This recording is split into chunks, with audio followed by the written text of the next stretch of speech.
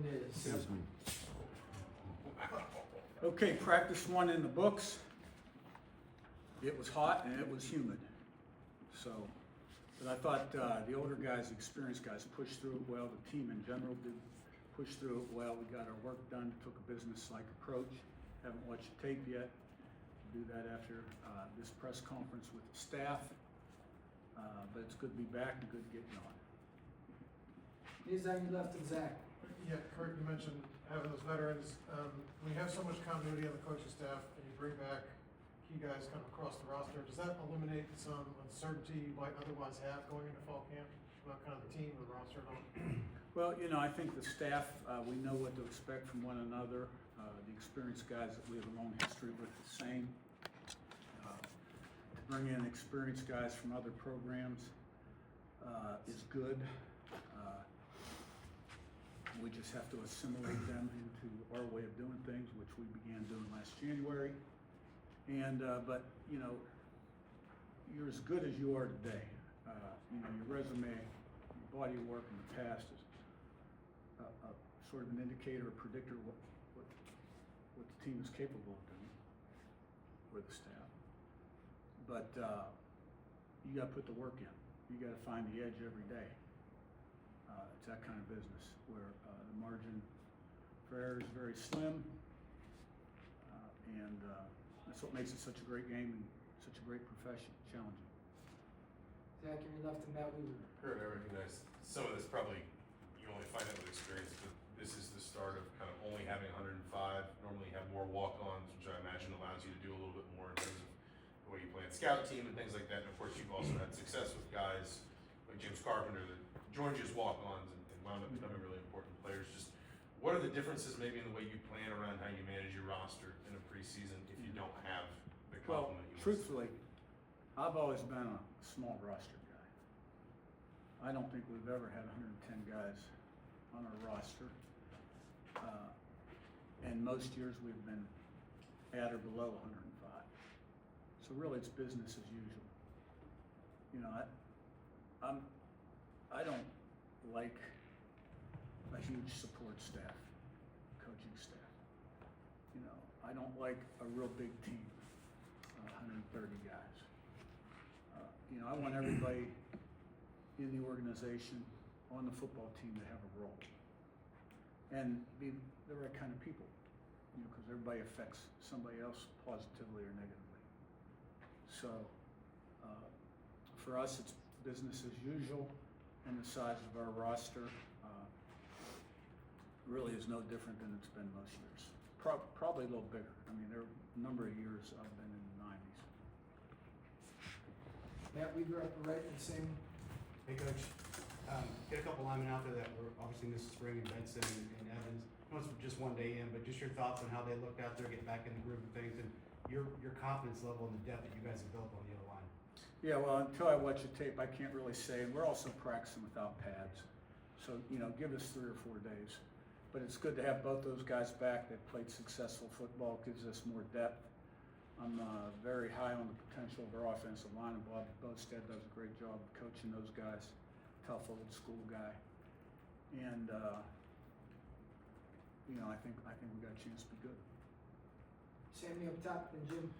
Coach, what are the differences and challenges from a year one like last year to a year two of a program? What becomes, I don't want to say easier, but more routine, and then what new challenges do you have to see to make sure you guys are improving? Well, to me, every year you got to start over, regardless of what, how long your tenure has been, or what your record was the previous year.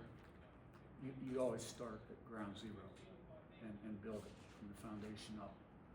So the expectation level, you know, on the outside, some of the noise is a little different, but I think, you know, one of the things we really got to do a great job of is staying focused on the things that affect positive development, individually and collectively, and kind of block all the other stuff out. You know, it's a great game, it's entertainment, but you know, I think taking a business-like approach, checking your ego at the door when you enter the building,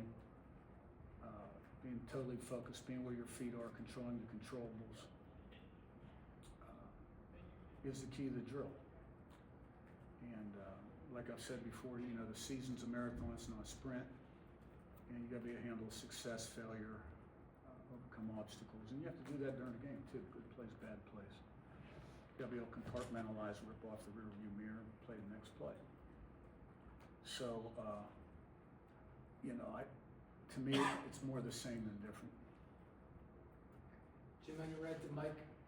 Curt, this is only day one, but we're only 4 weeks away from game one. What do you guys have to do every day to get to the point where you want to be with this short time frame? I think we have to have a great sense of urgency, a great focus, and maximize our opportunities across the board. And, you know, really develop these guys, identify roles, who can do what, build depth, promote competition, and then get ready to play the opener against Old Dominion. You know, a Sun Belt team that we're familiar with from JMU. And, you know, I addressed Old Dominion in the team meeting, the first team meeting, because these Sun Belt teams are very capable. They have a history of knocking off P4, or in the past they were called FBS teams. I mean, we beat Virginia, Marshall beat Notre Dame, App State beat A&M, Louisiana beat Mississippi State, and on and on and on. They're good teams, and when you play them early in the year when they're healthy and they're at full strength, they're especially dangerous. And throw in the first game, you know, certainly the first game, what's changed, what's different from last year. So we got to be ready to go, and but we will be. Mike, on your right to Bradley. Yeah, Coach, just continuing on that with Old Dominion and the early non-conference games, like what's your message to the fan base to kind of generate more enthusiasm about those early games? Well, I just addressed Old Dominion. I'm not worried about anybody else. My focus is on camp, developing this football team. But, you know, we are 20 practices away from the opener, which creates a sense of urgency to get a lot done in a short amount of time with an eye on ODU. I really don't have an eye on anybody else. I mean, you know, we did our opponent scout in the spring and the off season. You know, I expect us to sell out. I know one of those games is a Friday night game. It gets a little tougher to get to the stadium for some people on a Friday night. But we create a lot of excitement around here, and I expect us to have great crowds. But the focus right now is, you know, getting in the room with the coaches, watching practice tape, evaluating who did what, how we did, putting tomorrow's practice together, installation, and having a great practice tomorrow. All leading toward running out of the tunnel for the first game. Ravi, on your left to Daniel. Yeah, your receiving core, really good players coming back. Preseason accolades on paper looks really good. What are the key things for Brad Cooper and the whole group to do to go from really good to maybe, you know, moving in toward that elite territory? I think they've got to, number one, commit and have the discipline to achieve their goals. And understand that you can't rest on your laurels. It just doesn't happen on its own. Because, you know, I always talk about that margin for error, the difference between winning and losing, and how small it is. And every day you've got to relentlessly pursue the edge. What gives you the edge?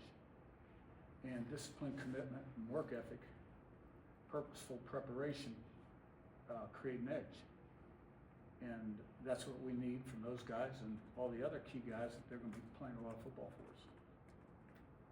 Daniel, then Zach B. Ron Hardy was a pretty late ad last year. I want to say it was like May 24. When did he kind of land on your radar, and just where did he grow last year? Coach Haynes found him, evaluated him. I believe we brought him in for a late spring or early summer visit. And after the Northwestern game, which was in the middle of the season, he became the third linebacker in our trio package, which we use against 2 tight ends, 12 personnel. And he's got a great future. Zach B in front to Lou. Coach, you mentioned in Vegas about Jamari Sharp positioning himself to start opposite of D'Angelo Pons. What has he shown you in the spring and then at the end of last season that has put him in position to be that? Well, I think he's grown up a lot and he's improved as a football player. He's got a couple guys breathing down his neck that, have a chance to be good players too. So we've got good competition at that field corner spot. How has your life changed in Indiana from a year ago? When you got here, not that many people knew much about you, and now can you even walk down the street without being recognized or applauded, so to speak? Yeah, well, yeah, we did go through that phase, gas at 5 a.m. and 2 or 3 selfies at 5 a.m. People are waiting for you outside the office when you leave. So that's all part of being successful. I understand. Grew up in this business and been in it a long time. That you don't meet expectations and you don't do as well as you would like. That things can turn real fast the other way. But I think what's changed the most, besides the familiarity with all the people in town, and it's a great town, great college town, is everything in my house works now. We bought a house from a guy named Tom Martin, who was great friends with Bobby Knight, and it had a lot of toys in it. And it took my wife about a year to get everything to work. And not that he neglected it, because he didn't. And we've got a lot of new faces on the football team too. That's changed. But I think that's most people across the country now. Pete, far left, and we'll wrap with Josh. Yeah, Coach, over here.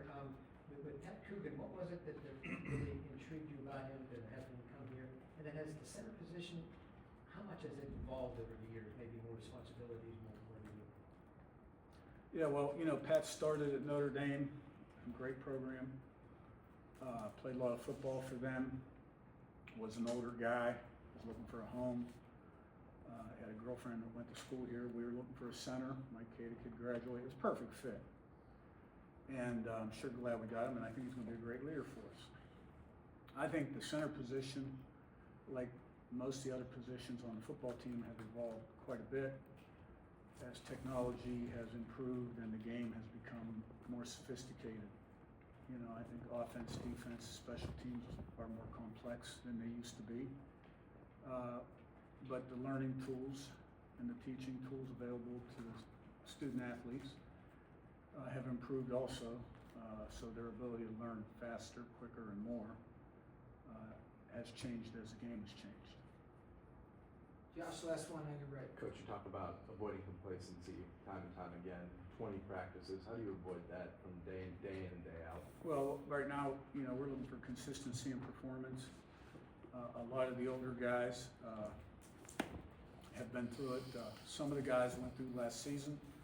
And some of the older guys that are projected to start joined us in January and had a taste of it in the spring, so they're still learning too.